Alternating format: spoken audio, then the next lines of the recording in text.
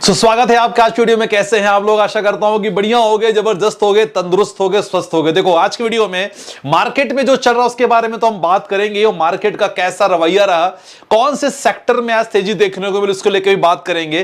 Plus साथ ही साथ मैं बात करने वाला हूं कि भाई साहब पहला 10 लाख अचीव करने के लिए बेस्ट म्यूचुअल फंड्स कौन कौन से हो सकते हैं। पहला 10 लाख अचीव करने के लिए हो सकता है, मतलब मैंने अचीव कर लिया है इसलिए आपके सामने प्रेजेंट हूं। तो सबसे पहले कमेंट सेक्शन में आप मेंशन करो मुझे कि आपका पोर्टफोलियो कितना है, उससे मैं एनालाइज करने की कोशिश करूंगा। कितने आप पुराने हो, मेंशन करना कितने का पोर्टफोलियो है और कितने सालों से निवेश कर रहे हो। तो चलो देखते हैं सबसे शानदार पोर्टफोलियो किसका रहता है। ध्यान रखना, झूठ नहीं बोलना है। मैं व्हाट्सएप से पूछ सकता हूं पर्सनली, क्योंकि मैं अपना भी दिखाने वाला हूं कि इतना मार्केट गिरावट के बाद कितना बचा, क्या कंडीशन है, उसके बारे में बात करेंगे। प्लस आपका पोर्टफोलियो रहेगा।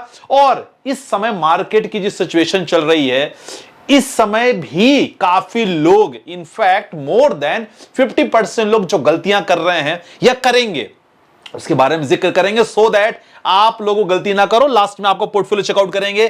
2-4 लोगों के पोर्टफोलियो आए हैं, कमेंट सेक्शन में आया था, चलो देख लेते हैं। सबसे पहले फॉर्मेलिटी कर लेते हैं मार्केट का अपडेट। जी हां, अगर सेंसेक्स की बात करें तो मार्केट में ठीक ठाक आज तेजी देखने को बनी। लगभग मार्केट एक कंसोलिडेटेड फेज में रहा। 520 पॉइंट के साथ मार्केट में तेजी रही। 80,116 सेंसेक्स पहुंच गया है। और मैं आपको बताना चाहूंगा कि यहां इसके लिए भविष्यवाणी हुई है कि 2025 में there is expectation Morgan Stanley साहब की 1 लाख पहुंच सकता है सेंसेक्स। चलो देखते हैं। अगर बात करें निफ्टी की दी हां, निफ्टी अपना 24,000 सपोर्ट पे ऑलरेडी कंसोलिडेट है, 24,282 पे पहुंचा है। चलो और देख लेते हैं भैया यूएस मार्केट की कहानी। यूएस मार्केट में तो जबरदस्त तेजी देखने को मिली। मुझे लगता है कि कभी कभी यूएस मार्केट देखते हो कि भाई साहब यही प्रयास रहता है इनके माध्यम से भी कि हम ज्यादा से ज्यादा निवेश ना करें। काफी लोग ट्रैप पे फंस जाते हैं। देख लेना, बहुत शानदार तेजी रही यूएस मार्केट में, तो ये भी एक अच्छा खासा इंपैक्ट रहा। और अगला इंपॉर्टेंट रहा सर, सेक्टर स्पेसिफिक देखना बहुत जरूरी है। सेक्टर स्पेसिफिक में देखा जाए यार सर, कौन कौन सेक्टर में बुलिशनेस देखने को मिली है वो अपन दिखाना चाहेंगे। तो सेक्टर स्पेसिफिक में अगर देखा जाए, बैंक में लगभग 24, अगर बैंक देखा जाए तो 24 ने डाउन रहा। फाइनेंस की बात करें तो फाइनेंस में भी 215 स्टॉक डाउन रहे, 201 स्टॉक अच्छे रहे। हेल्थ केयर भी आपके सर पॉजिटिव साइड रहा।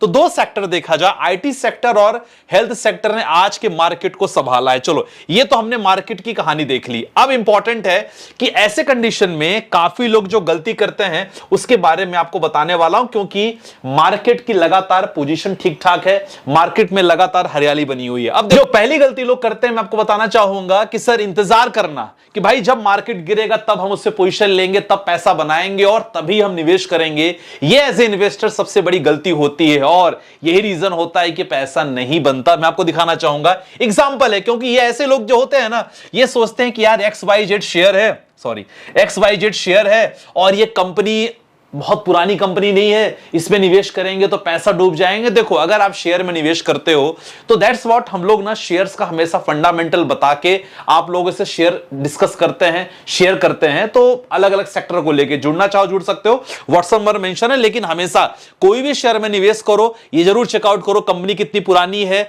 उसके प्रोडक्ट्स क्या आपको दिखते हैं आसपास। अगर आपके आसपास उसके प्रोडक्ट्स दिख रहे हैं, घरों में यूज हो रहे हैं, डेफिनेटली ऐसी कंपनी में निवेश कर सकते हो लॉन्ग टर्म के लिए।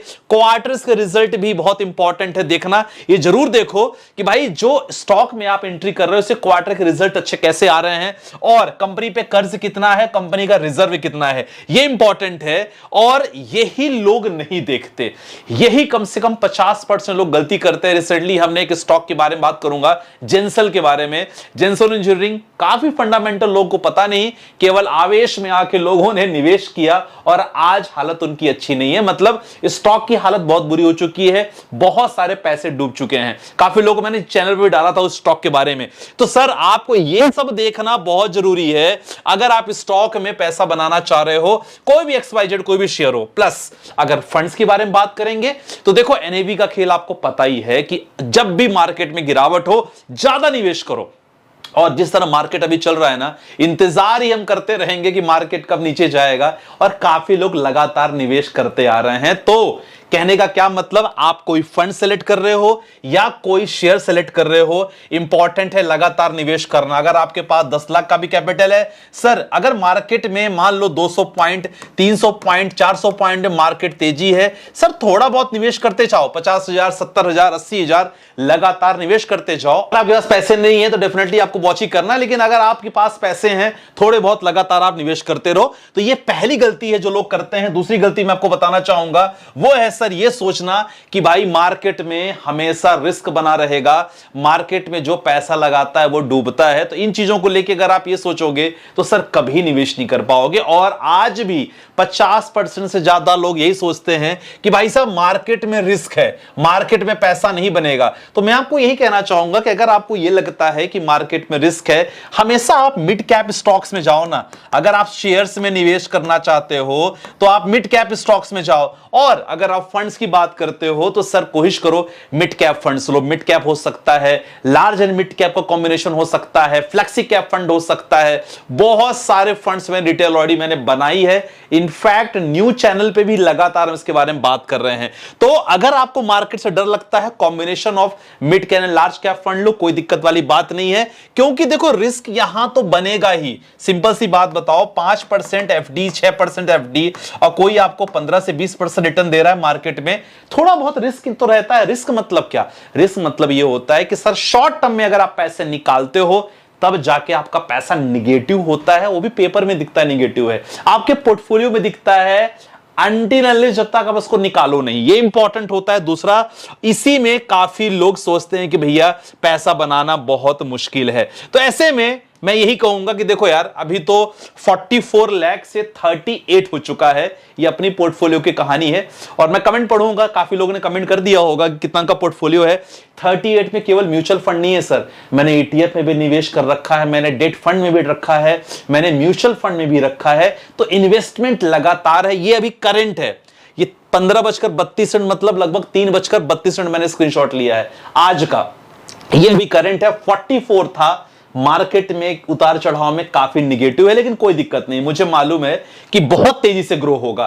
तो ये इंपॉर्टेंट है ये लेवल तक पहुंचने के लिए। इसीलिए मैं कह रहा हूं कि सर आपको निवेश करने की जो आदत है ना, लगातार आपको डालनी पड़ेगी। तो ये चीज ध्यान रखना। और साथ ही साथ एक क्वेश्चन भी हम कवर करेंगे कि भाई पहला 10 लाख अचीव करने के लिए कौन से फंड है। सिंस मैंने अचीव कर लिया इसलिए मैं आपको बता सकता हूं कि आपको इंपॉर्टेंट ये है कि सर आप ना शुरुआत करो किससे, Nippon India small cap fund. देखो अगर आप SIP प्लान करना चाह रहे हो, स्टॉक को लेके आप स्टॉक कंसल्टेंसी ग्रुप से जुड़ जाना, लगातार इंफॉर्मेशन हम लोग देते हैं, काफी सपोर्ट कर रहे हैं लोगों का।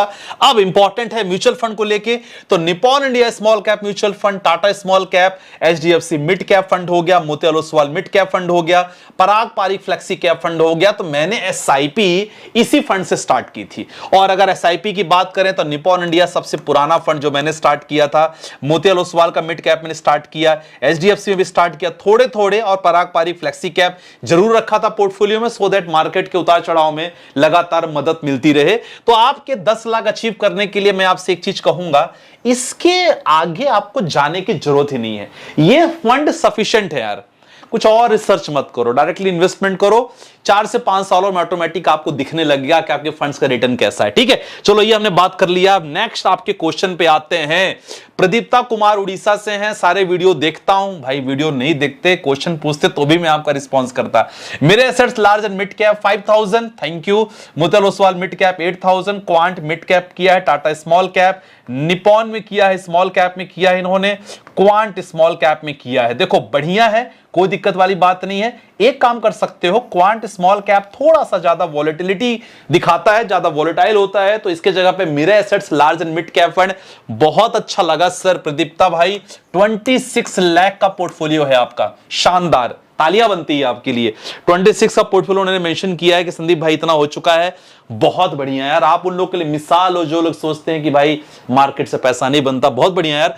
पोर्टफोलियो कैसा sir? Quant small cap 6000, Motilal, Nippon small cap, Tata small cap, defence fund, बढ़िया शानदार है। कंटिन्यू करते रहो, कोई दिक्कत नहीं है। ज्यादा डर लगे एक फ्लेक्सी कैप फंड उठा लेना, बाकी शानदार सब बढ़िया है। नेक्स्ट क्वेश्चन चलते हैं। Long term equity fund ELSS 3000, Nippon multi cap, blue chip, HDFC mid cap, quant small cap, DSP 250, Parag Parikh, Nippon India momentum fund, Motilal Oswal का लिया। देखो इतने सारे फंड मत लो, ये आपने जो तीनों फंड लिया है ना, ये तीनों फंड को आप चाहो तो हटा सकते हो।